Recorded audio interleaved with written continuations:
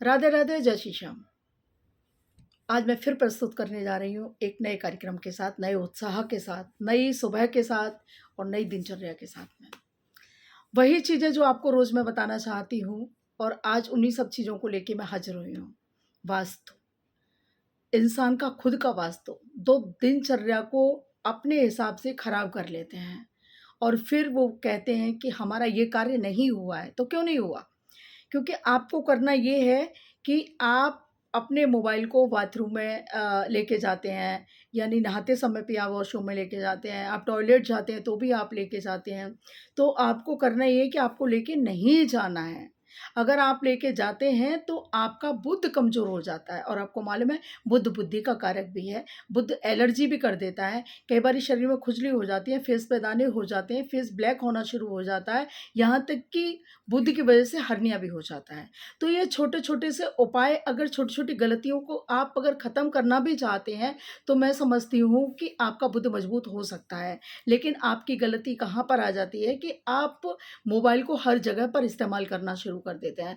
आप बिस्तर से सो के नहीं उठते हैं, आप मोबाइल को पकड़ लेते हैं और उसकी वजह से भी आपका बुद्ध कमज़ोर होना शुरू हो जाता है। अगर खुशी की बात आती है तो सबसे पहले ये है कि आप संगीत सुनना शुरू करें, अपने द्वार पर हल्दी डाल कर के जल को बिखेरना शुरू करें, उससे भी आपके घर में पॉज़िटिविटी आएगी। बुध वाणी का कारक है, लेकिन कभी-कभी हमारी वाणी में भी उत्साह नहीं रह जाता क्योंकि बुध आपका कमज़ोर हो जाता है। इसलिए आपको करना ये है कि वॉशरूम में आपको मोबाइल लेके नहीं जाना है और दूसरी बात ये भी करनी है आपको कि मोबाइल पर कभी बात भी करनी है तो खाना खाते समय नहीं करनी है, टीवी चलाते समय आपको बात नहीं करनी है।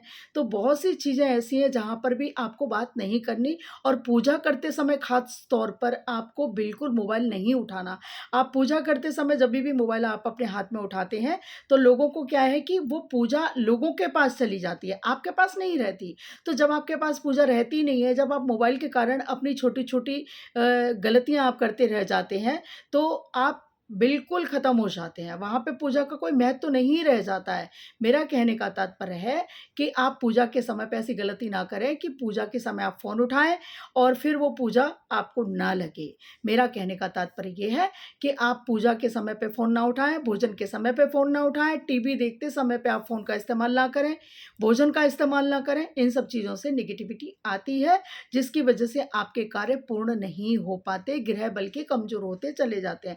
चाहे वो आपकी जन्म कुंडली के ग्रह हों, चाहे आपके वास्तु के ग्रह हों, चाहे किसी भी तरह के अंक ज्योतिष के हिसाब से ग्रह हों, ये ग्रह आप खुद कमज़ोर कर लेते हैं, फिर आप ज्योतिषियों के पास जाते हैं, काम नहीं हो पाता। इसके साथ ही मैं यहाँ पर विराम देती हूँ।